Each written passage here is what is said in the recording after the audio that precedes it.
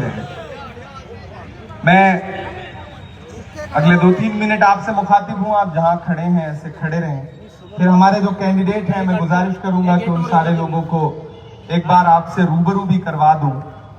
मैं आपसे कह रहा था कि इस नफरत के खिलाफ एकजुट होकर के, कभी चरण सिंह बशर ने कहा था कि चिरागों के सफर में दबदबा हो आंधियों का, चिरागों के सफर में दबदबा हो आंधियों का, तो फिर अंजाम जुल्मत के सिवा कुछ भी नहीं होगा। ये दुनिया नफरतों के आखिरी स्टेज पर है, इलाज इसका मोहब्बत के सिवा कुछ भी नहीं होगा। तो वो मोहब्बत अमरावती में आपको दिखानी पड़ेगी, अपने घर से शुरू करना पड़ेगा। उस नफरत की सफाई आपको यहां से करनी पड़ेगी। मैंने आपसे कहा ना, इनकी बातों पर अगले 2 दिन ध्यान मत दीजिए, इनकी किसी कोशिश को ध्यान मत दीजिए। ये आपको पहले नफरत से बांटने की कोशिश करेंगे, फिर आप नहीं बटेंगे तो आपको डराने की कोशिश करेंगे, जब आप नहीं डरेंगे तो फिर आपको खरीदने की कोशिश करेंगे। हो सकता है कल तक आपके बीच में पैसा भी लेकर आए, ले लीजिएगा, मना मत करिएगा, चुपचाप रख लीजिएगा, क्योंकि वोट तो जाकर के अलग से देना है ना, तन्हाई में देना है, अकेले में देना है। तो जो भी इस तरह की कोई चीज लेकर के आए, क्योंकि सरकार है भाई, लूट लपेट के रखा हुआ है खूब सारा, तो मना मत करिएगा, उनसे कह दीजिएगा ठीक है वोट दे देंगे, देखा जाएगा, और फिर वोट जाकर के हाथ के पंजे के सामने वाले बटन का निशान दबा करके दे करके वापस लौट आइएगा। और इन नफरत वालों को जवाब दीजिए, और इन नफरत वालों की मजबूरियां भी समझिए। किसी ने कहा है कि हमने हाथों से बुझाई है दहकती हुई आग, अपने बच्चों के खिलौनों को बचाने के लिए नफरतें बेचने वालों की भी मजबूरी है, माल तो चाहिए दुकान सजाने के लिए, तो ये अपनी दुकान सजाने के लिए इस तरह बात करते हैं। ये अगर इस तरह की बात ना करें तो इनको सुनेगा कौन? ये अगर इस तरह की बात ना करें तो भीड़ कैसे लगेगी? लेकिन मेरे भाई, किसी चौराहे पर खड़े होकर के आप नफरत की बात करने लगिए, आप नफरत का नारा लगाना शुरू कर दीजिए, अपने आप भीड़ इकट्ठी हो जाएगी। लेकिन मोहब्बत की बात करने वालों को हमेशा मुश्किलों का सामना करना पड़ता है, इसलिए डरना नहीं है। और इस अमरावती से अलग ऐलान एक बात कहना चाहता हूं, अगर मुझसे मोहब्बत करते हैं और आपको महसूस होता है कि मैं आपके मुद्दों पर सड़क से देश की पार्लियामेंट में लड़ता रहता हूं, तो एक बात का ख्याल रखिए, अपने मजहबी नारों का सियासी जलसों में इस्तेमाल बंद करवाइए।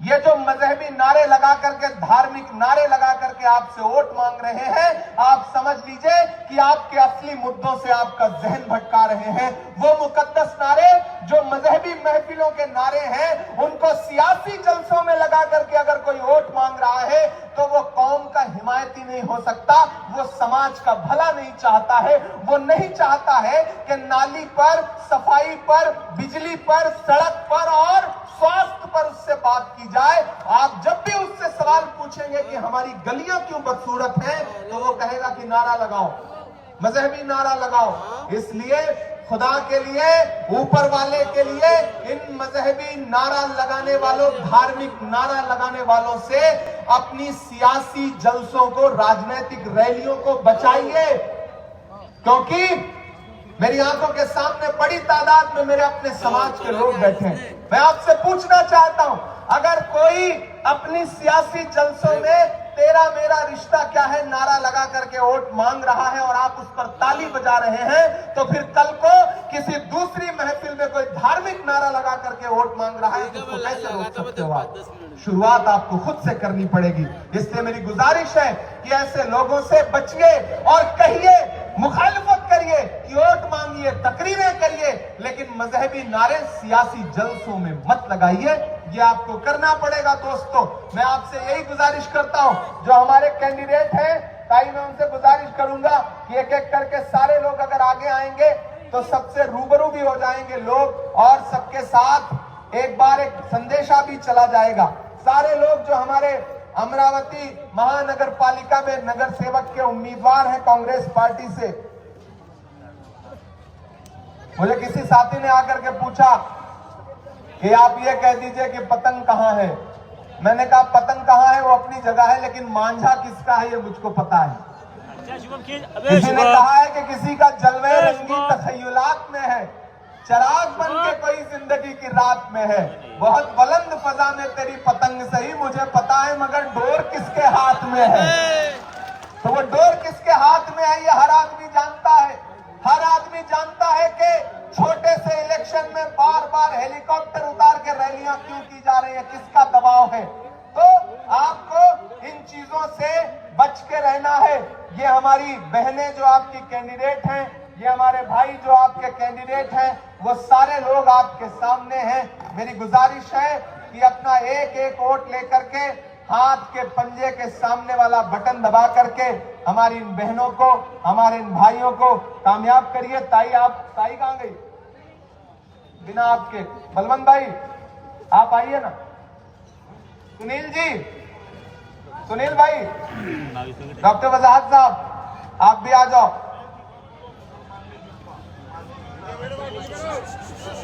देखो, आप भाजपा की रैली देखोगे, आप पतंग उड़ाने वालों की रैली देखोगे, सब कुछ एक रंगा दिखेगा।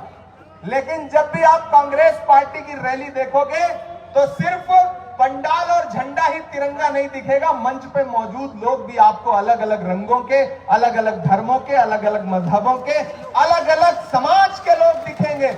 यही हिंदुस्तान है, यही भारत है जिसकी लड़ाई हमारे नेता राहुल गांधी जी लड़ रहे हैं। 4000 किलोमीटर पैदल चला हमारा नेता, कन्याकुमारी से कश्मीर तक बस एक नारा लगाता हुआ कि नफरत छोड़ो भारत जोड़ो। हमें नफरत के बाजार में मोहब्बत की दुकान खोलनी है। तो हम राहुल गांधी के साथी और उनके सिपाही बनकर के, ताई भी हमारे साथ थी, बलवंत भाई भी हमारे साथ थे जब हम लोग राहुल जी के साथ कन्याकुमारी से कश्मीर के सफर पर थे। मुझसे मीडिया के साथी कहते थे, इमरान साहब आप सांसद बाद में हैं, शायर पहले हैं, राहुल गांधी के कंधे से कंधा मिलाकर चल रहे हैं, इस यात्रा में क्या कहेंगे। तब मैं उनसे कहता था कि जो हर जालिम से टकराएगी वो आंधी बनाऊंगा, जो हर जालिम से टकराएगी वो आंधी बनाऊंगा। नए अंग्रेज आए हैं, नया गांधी बनाऊंगा। तो इन नई अंग्रेजों की नफरत के खिलाफ हमारा नेता राहुल गांधी लड़ रहा है और ये सब राहुल गांधी के कैंडिडेट हैं, कांग्रेस पार्टी के कैंडिडेट हैं, सुनील देशमुख जी के कैंडिडेट हैं, बबलू देशमुख जी के कैंडिडेट हैं, यशोमती ताई के हैं, हमारे बिलास जी के कैंडिडेट हैं, हमारे वजाहत मिर्जा साहब और हमारे बलवंत वानखेड़े, बबलू शेखावत जी और ये सारे लोग इमरान प्रतापगढ़ी के कैंडिडेट हैं। मैं आप सबसे गुजारिश करता हूं कि 15 तारीख को अपना एक एक वोट हाथ के पंजे पर दे करके आइए और इन तकरीरें करने वालों से कह दीजिए कि लफ्ज चुभने लगे हैं कानों में, लफ्ज चुभने लगे हैं कानों में, तलखियां कम करो बयानों में। अमरावती को नफरत की जरूरत नहीं है, अमरावती मोहब्बत का शहर है, ये अदब का शहर है। इसने इस देश को राष्ट्रपति दिया है, इसने इस देश को चीफ जस्टिस दिया है, इसने इस देश को शायर दिए हैं, अदीब दिए हैं, कलमकार दिए हैं, इसने इस शहर को आंदोलन करने वाले लोग दिए हैं और इसने इस शहर में ऐसा पानी दिया है जिसे किसी फिल्टर की जरूरत नहीं पड़ती है। जिनकी आंखों का पानी मर चुका है वो अमरावती का पानी पी ले तो शायद उनकी आंखों में शर्मो हया का पानी आ जाए और नफरत की बातें करना बंद कर दे। इसलिए अमरावती वालों, चाहते हो कि वो पानी स्वच्छ रहे, शुद्ध रहे और इंदौर की तरह भाजपा की सरकार में जिस तरह पानी पीने से बच्चे मर गए, लोग मर गए, उस तरह से आपके यहाँ का पानी जहरीला ना हो जाए, आपके यहाँ की फजाएं जहरीली ना हो जाए, ये नफरती बयान आपके माहौल में आग लगा दें। अगर ऐसा चाहते हैं तो हर तरफ की नफरत के खिलाफ खड़े होइए, मोहब्बत के साथ खड़े होइए। अबरार भाई को भी बुला लीजिए। अबरार भाई आप भी आगे आ जाओ।